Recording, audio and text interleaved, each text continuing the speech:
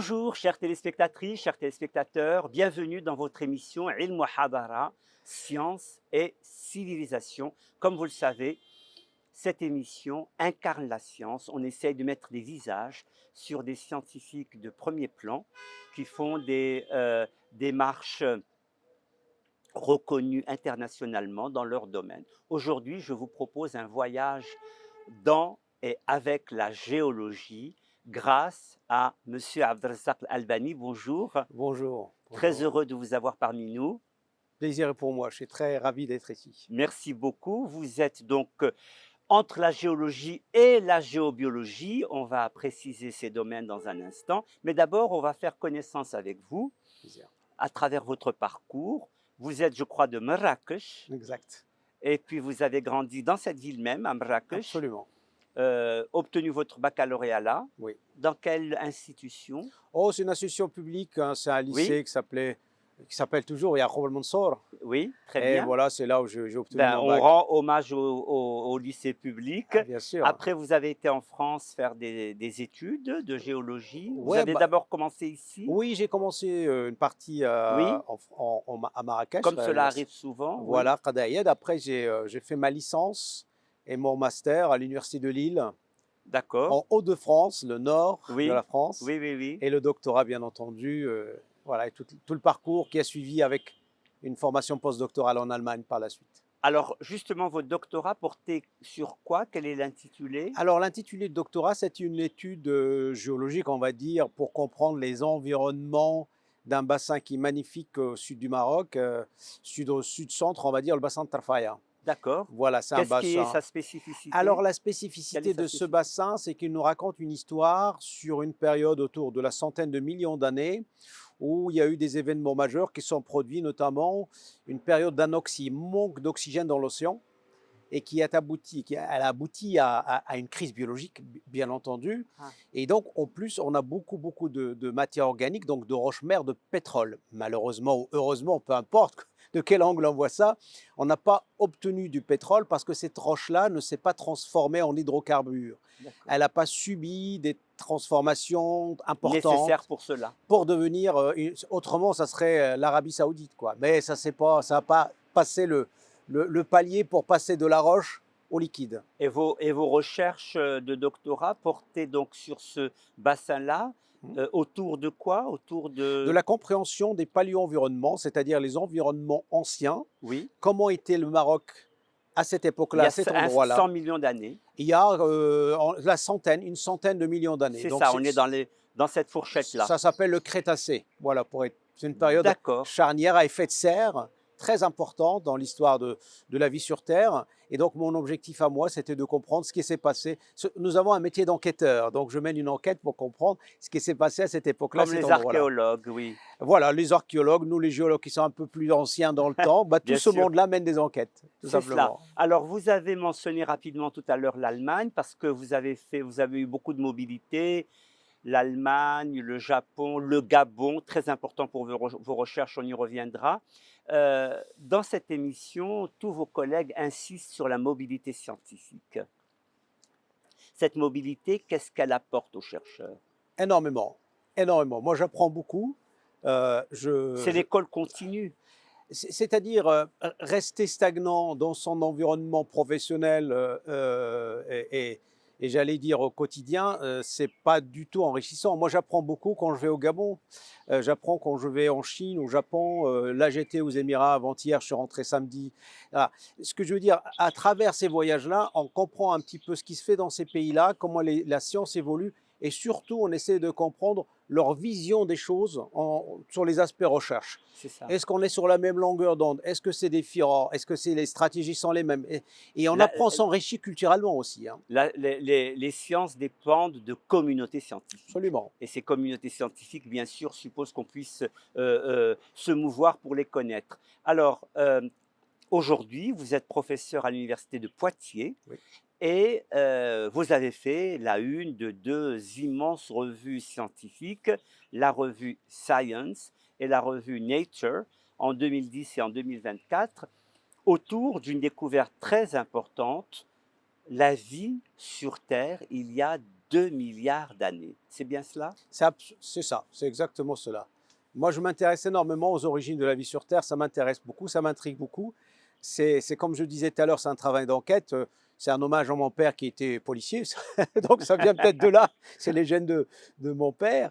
Et donc, bah, l'objectif, c'est de comprendre un petit peu nos origines. Quand je dis nos origines, l'origine de la vie sur Terre. La vie sur Terre. Et donc, la découverte gabonaise nous a permis de comprendre un C'était petit. donc au Gabon. Absolument, ce sont des formes de vie complexes et organisées, macroscopiques, très diversifiées. On a 16 morphotypes différents. Et alors, ils ont livré énormément d'informations. Ils nous ont permis complètement de changer notre vision et notre dogme, parce que la science peut être dogmatique par moment, quant aux origines de la vie multicellulaire complexe. Donc, on a pensé jusqu'à avant 2010 que ça démarre autour de 600 millions d'années. Et là, on est à 2 milliards 100. Vous vous rendez compte le gap entre les énorme, deux? Et énorme. donc, c'est un dogme depuis Darwin, pratiquement. C'est cela. Donc, changer les dogmes, c'est toujours difficile. Et on est content parce que il faut les challenger, les dogmes. Il faut les défier. Et il n'y a qu'une manière de le faire, c'est le travail, la Bien sûr. persévérance et surtout pas baisser les bras. Oui. Et quand vous êtes dans une communauté scientifique, vous avez toujours des gens qui sont pour, des gens qui sont Bien contre. sûr. Mais vous, la réponse que vous devriez impérativement donner, c'est le travail. Et avec ce travail-là, vous apportez des preuves, rien que des preuves. Bien sûr. Et à ce moment-là, bah, vous confirmez, et c'est ce qu'on a fait. Alors, pour avoir ce changement de 600 millions d'années à 2 milliards 100, est-ce que vous avez une hypothèse de départ qui après se trouve être vérifiée, ou est-ce que c'est des coïncidences qui font la recherche, Alors, la découverte? il y a la coïncidence, mais la coïncidence, moi, je dis toujours, elle est induite ou initiée par votre curiosité, votre Oui, façon de réfléchir. Parce qu'en tant que scientifique, en tant que chercheur, on doit impérativement être curieux et ouvert d'esprit. Si on n'a pas les deux, c'est compliqué. Et en même temps, il ne faut pas compter son temps. Donc, comme moi, je fais partie au Gabon en 2007-2008, je remercie l'ambassade de France qui m'avait incité à venir. Pourquoi? Parce que l'université de Poitiers, je me permets de dire qu'elle est une des plus vieilles universités de France, 1431. ah oui, Quand même, c'est une vieille université avec une grande histoire. Elle est très ouverte sur l'international. On a énormément de coopération. Et l'université de Poitiers a formé le premier géologue de l'histoire du Gabon. C'est quand même pas rien. Donc, donc il y a des liens étroits. Des liens, c'est ça l'ouverture. C'est ça que je trouve extraordinaire. Bâtir des liens, des partenariats. Absolument. Vous allez placer des ambassadeurs dans ces pays-là et évidemment, à un moment ou à un autre, vous avez un retour sur investissement. Oui. Donc, c'est pour ça, moi, je suis très, très ouvert pour l'internationalisation de la recherche et les échanges entre les pays. Oui. Donc, je suis appelé pour venir faire un travail sur des formations géologiques de 2 milliards d'années, mais j'étais comme le reste du monde, figé sur les 600 millions d'années. Oui. En arrivant là-bas, alors on peut appeler ça coïncidence, je découvre, pas seul, bien sûr avec mon équipe, on découvre des formes absolument invraisemblables qui ne ressemblent à rien. Qui sont matérialisées comment? Qui sont matérialisées parce que par des formes des fossiles en 3 dimensions. J'incite les téléspectateurs à aller sur Internet chercher, vous verrez, on a fait un musée virtuel où on montre tout ça d'une manière assez pédagogique et on a scanné en 3D ces objets, ces fossiles. Ils sont matérialisés par un minéral parce que l'organique peut se transformer en minéral. Oui. Et ce minéral-là, il porte un nom, bon, peu importe, ça s'appelle pyrite, peu importe, c'est un minéral qui moule la forme de l'individu. D'accord. Et donc, ces individus-là, ils varient du centimètre jusqu'à 23 centimètres. D'accord. Et on a une grande diversité de tailles de formes. Alors, ça fait une bombe à l'échelle de la communauté scientifique internationale de départ. C'est comme toute découverte. Mais les arguments, après, c'est les faits. Oui. Et la continuité du travail, depuis la découverte et la couverture de Nature en 2010 jusqu'à aujourd'hui, et bientôt, il va y avoir un travail qui est actuellement sous embargo, qui va sortir et qui apporte encore, une fois de plus, des informations invraisemblables sur le défi de ces formes de vie primitives par rapport à l'environnement. La vie a lutté pour exister, pour continuer. Grâce à l'oxygénation? Absolument. L'oxygène était absolument indispensable pour le vivant. Avant 2 milliards 100, il n'y en avait pratiquement pas, on va dire. Et comment émerge l'oxygène? L'oxygène, pour le produire, vous voyez autour de nous, on a cette magnifique végétation, elle fait de la photosynthèse, elle nous produit de l'oxygène.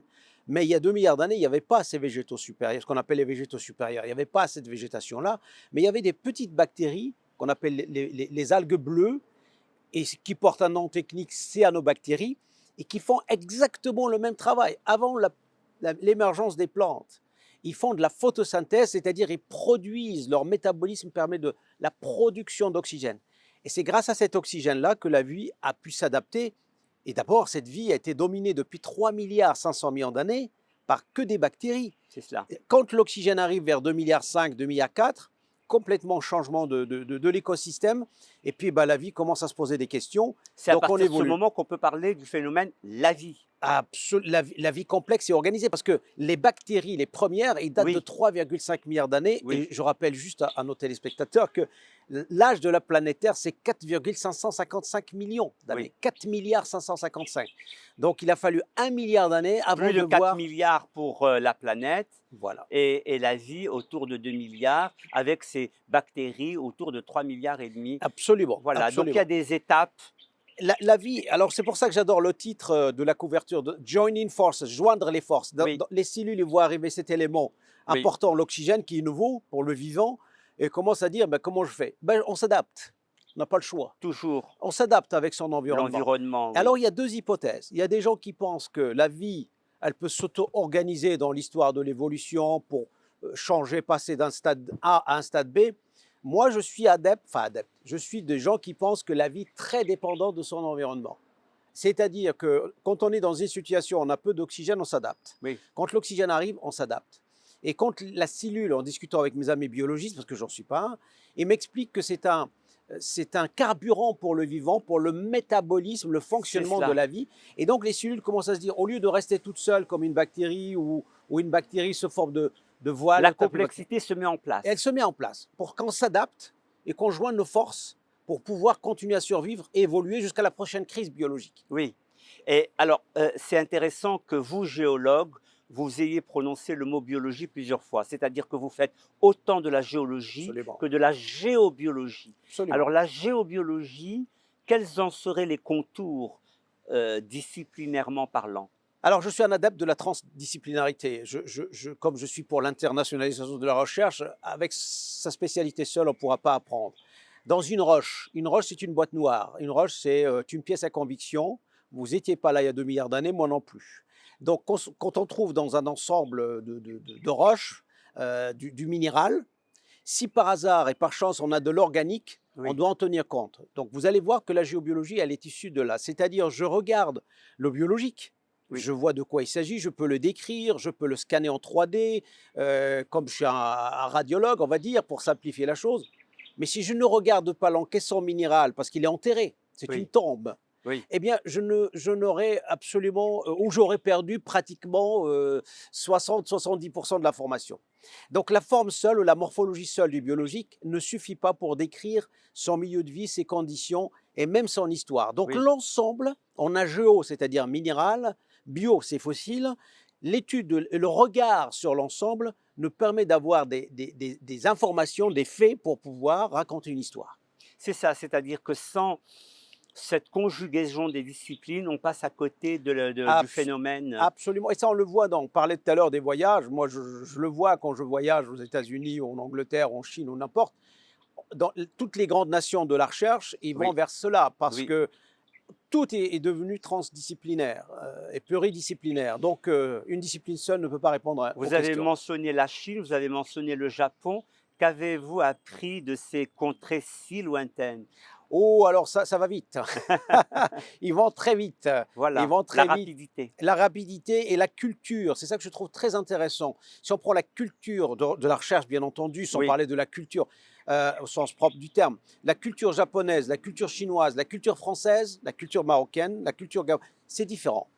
Alors, les Chinois, ils ont des moyens colossaux, bien entendu, ils ont compris.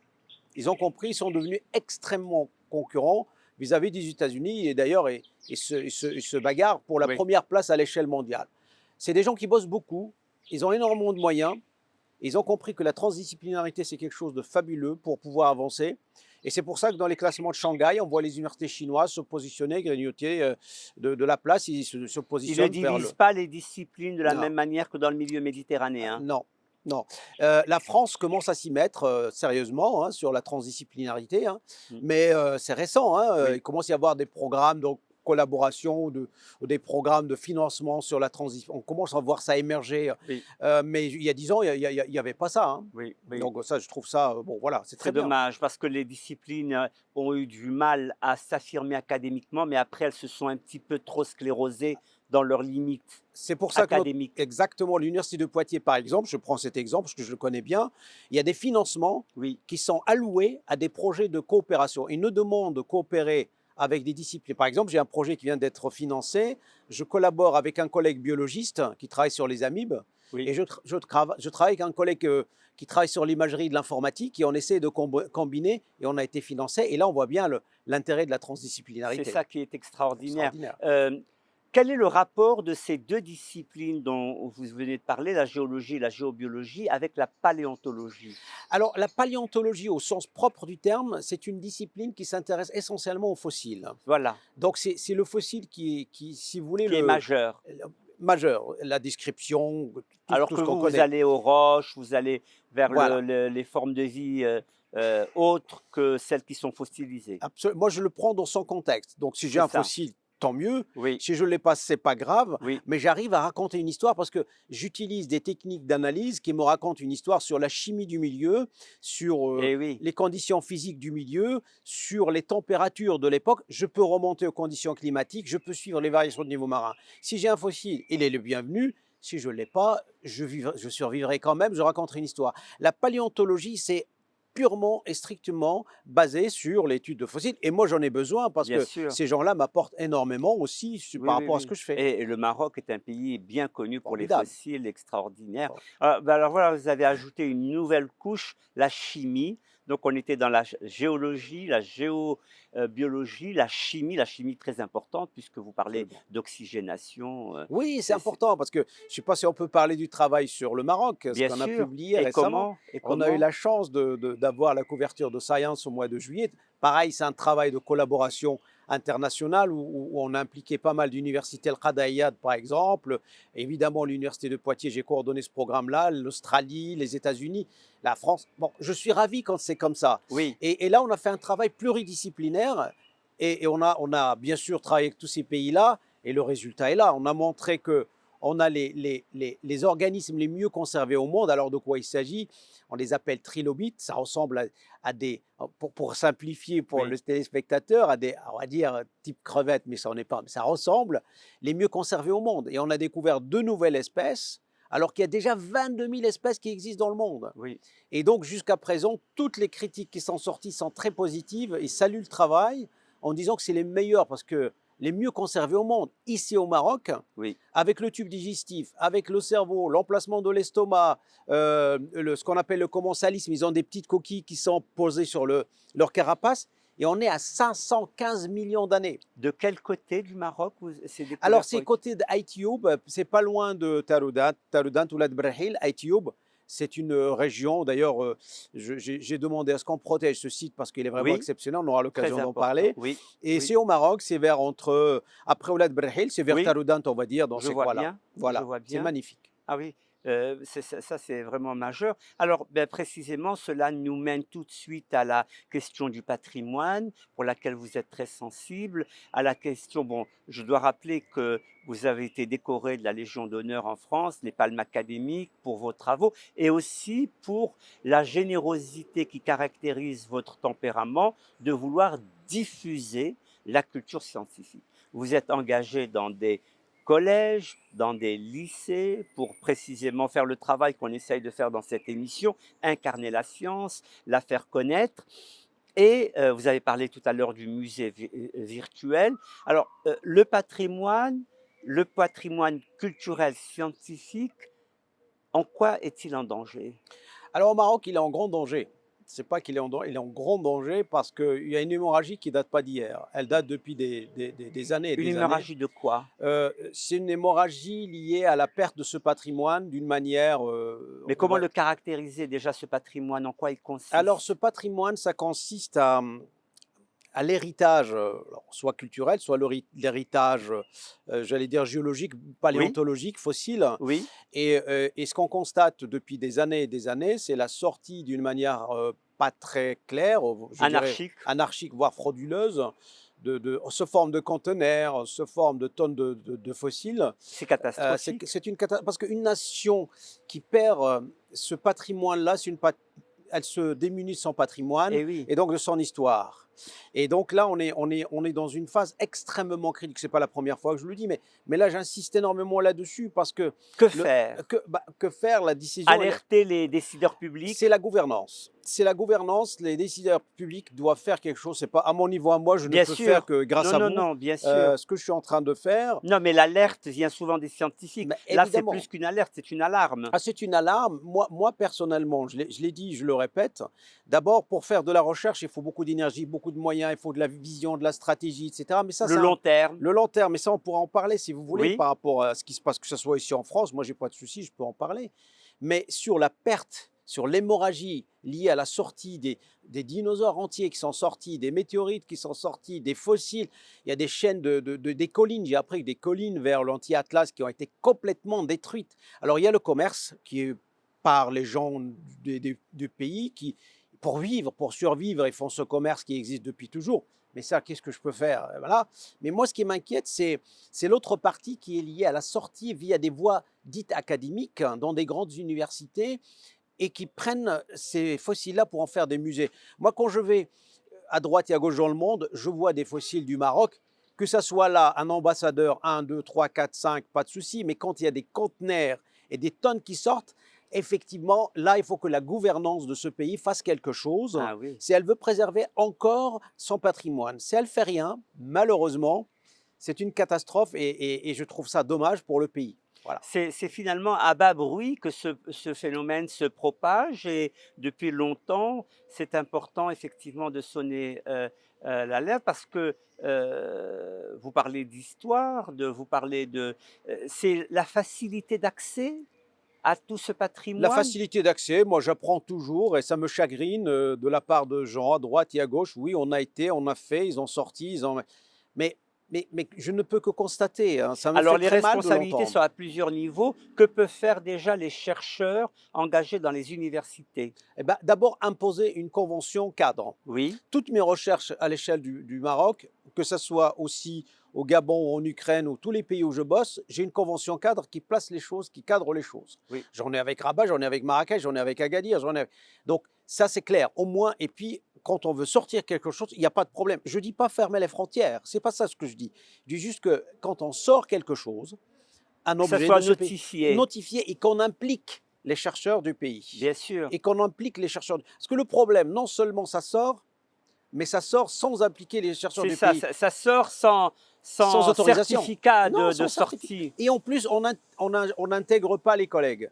Donc, je trouve ça Oui, il y complètement a une scandaleux. double peine. Non, mais je sais pas mal. Si vous voulez, à mon niveau, à moi, ce que je peux faire, comme je l'ai toujours dit, je suis prêt à aider sur deux volets. Le premier, c'est celui-là, et aussi ses besoins, discuter de tout ce qui est stratégie recherche. Parce que quand on n'a pas les deux, effectivement, l'ensemble va. Enfin, je ne suis pas un collapso, mais on peut aller vers une situation Non, mais catastrophique. quand pour traiter un problème, il faut l'identifier. Donc là, on l'identifie au niveau des chercheurs qui doivent être sensibilisés pour constituer des conventions cadres et on identifie aussi le niveau décision politique pour que le mouvement de ces objets culturels scientifiques soit balisé avec des certificats de déplacement. Bon, je pense que les collègues ils font beaucoup d'efforts et ils ne peuvent que constater à leur niveau à eux ce qu'ils peuvent faire. Alors, bien sûr, ils demandent une convention.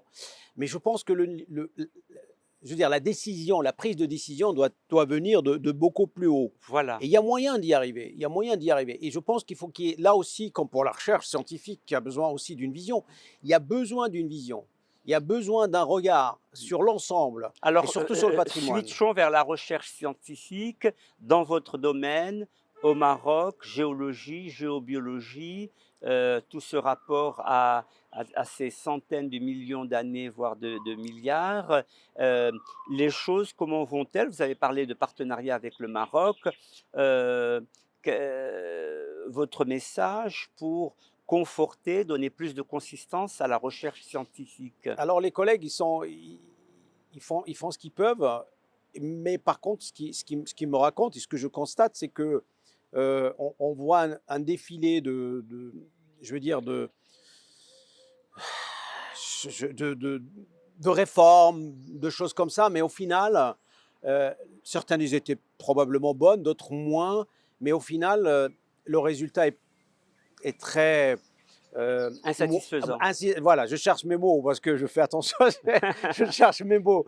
C'est très insatisfaisant parce que c'est ce Il qu'ils y a- disent et c'est ce que je constate. C'est Donc ça, il faut parce qu'il faut revoir une là. continuité dans les décisions. Il ne faut pas que les choses retombent dès qu'on change de ministre, dès qu'on change Voilà. de. Le problème, c'est qu'effectivement, c'est le problème de tout le continent africain, c'est que les décisions retombent avec le changement de ministre. Et pour des choses aussi importantes pour la souveraineté d'un pays que son histoire et son patrimoine, il faut de la continuité politiques qui ne dépendent pas des partis mais de l'idéologie. Et les prises de décision, moi je crois toujours à un proverbe que j'adore, Faqidu shay la yu'ti, c'est-à-dire que si moi je n'ai pas la notion, la sensibilité de la recherche, je ne saurais pas la gérer. Parce qu'il faut la sentir, faut la Alors, voir pour dans la les veines. sentir, cette recherche, c'est pourquoi vous vous adressez beaucoup aux lycéens et aux collégiens.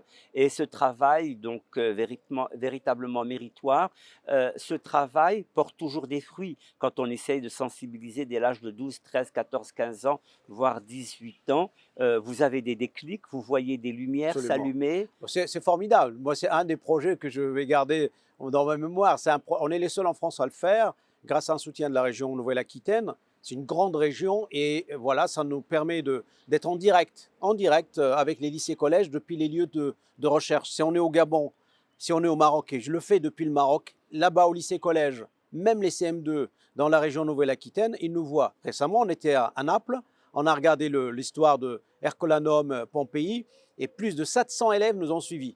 Alors on a du C'est le mesurable. fameux musée virtuel. Ah non, le musée virtuel, il vient en support par rapport à ça. C'est-à-dire, ils nous suivent en direct pendant Ah oui. 5 heures. On a 5 heures de direct. Et ces 5 heures, c'est Le 3 direct fois de quoi? Le direct de ce qu'on fait sur le terrain. Oui, non, mais c'est un Zoom, c'est Ah bah, c'est comme c'est un lien type Zoom, on va un dire. lien type Zoom. Eux, dans les classes, ils ont l'écran, Je ils ont le comprends. son, et ils nous voient à Agadir. D'accord. On est à Naples, on est à Libreville. Magnifique. Ils nous voient en direct Sur le terrain. sur le terrain, en train de travailler, et puis ils posent leurs questions. D'accord. Et j'ai rajouté un truc qui est nouveau, j'ai rajouté un seul créneau d'une heure sur l'écologie, parce qu'il y a énormément de problèmes qui commencent à émerger en France sur l'éco-anxiété. Alors qu'est-ce que cela veut dire? C'est les profs qui m'ont alerté par rapport à ça, du secondaire. Aujourd'hui, on entend tellement de choses dites dans les médias, parfois sans pas très scientifiquement prouvées, eh bien ça pose problème. Donc les enfants commencent à s'inquiéter de manière à créer de l'anxiété. Donc nous, on essaie de montrer sur la base de la science, que oui, effectivement, il y a un dérèglement climatique, il y a un réchauffement climatique, mais un changement de comportement, c'est possible et on Oui. pourrait éventuellement encore réduire, voire stopper Oui. ces changements. Combattre la fatalité. La fatalité, La pire fatalité est de croire à la fatalité. c'est ça le problème. Et c'est ça. Donc c'est un projet qui est vraiment exceptionnel. Et alors on a quelque chose de mesurable, c'est qu'en termes d'effectifs d'étudiants, contrairement aux universités où il n'y a pas un projet de collaboration, de diffusion, nous on est stable. Dans toutes les autres universités, j'en connais des grandes, Oui. où ils ont moins d'étudiants, des universités à 70 000, 80 000 étudiants au total. Oui. Dans le domaine des géosciences, leur effectif est divisé par 2, et nous, on est encore stable, voire en augmentation. En raison de la visibilité que vous donnez tout le temps Ben, on va les chercher en classe. en classe. Exactement. CM2, Les collège, sciences lycée, de la vie et de la terre. parce que ça déserte aujourd'hui les sciences. Oui. Oui. Et donc aujourd'hui, on est très content, l'Université de Poitiers, le ministère est très Tout content de ce effort projet. paye, c'est bien. Vous avez votre livre Au commencement de la vie sur Terre, traduit en chinois. Vous avez, et ce sont des livres que vous destinez à quel type de public? Grand public. Grand public. Grand public, parce que notre métier, ce n'est pas seulement de rester perché sur sa spécialité, mais aussi partager, c'est ce qu'on dit, Oui. partager avec le grand public, partager avec les scolaires. Pour impliquer les gens. Enlever les dogmes de la tête des gens. Il y a Oui. des gens, ils sont soit dans le dogme, soit dans des idées fausses, soit dans Dans les préjugés. soit dans les, pardon le terme, mais dans des informations TikTok qui ne sont pas scientifiquement Oui. vérifiées. Les rumeurs. Des rumeurs. Donc il faut aller vers la science et rendre la science accessible, parce que notre métier, ce n'est pas seulement faire ce qu'on fait, mais aussi le partager. Et ça doit être un package. Et faire entendre la dignité de la science. C'est hyper important, parce que sinon, on va nous cataloguer dans une espèce de catégorie de gens perchés qui ne se parlent. Non, l'objectif, c'est de montrer ce qu'on fait parfois, et c'est indigeste pour eux, mais on peut le rendre digeste Oui. avec un peu de pédagogie et d'échange. Et ça arrive, et nous, on a le résultat, on est très contents. Et j'aimerais que ce projet soit ici au Maroc. Je suis en train de voir comment faire les transmissions pour que les collègues puissent reprendre Oui. avec le soutien des institutions. Et le résultat est juste l'Université de Poitiers, on est Bah, très content. écoutez, pour ma part, à l'UM6P, on pourra en parler, Avec plaisir. faire effectivement beaucoup d'informations autour de la région de Hamna et Yes. de Ben Guerir. Je vous remercie Merci à beaucoup vous. pour votre générosité. Vous vous êtes animé pour cette diffusion et pour votre propos si clair. Chères téléspectatrices, chers téléspectateurs, merci de votre écoute et je vous dis à une prochaine fois. Merci beaucoup. Merci.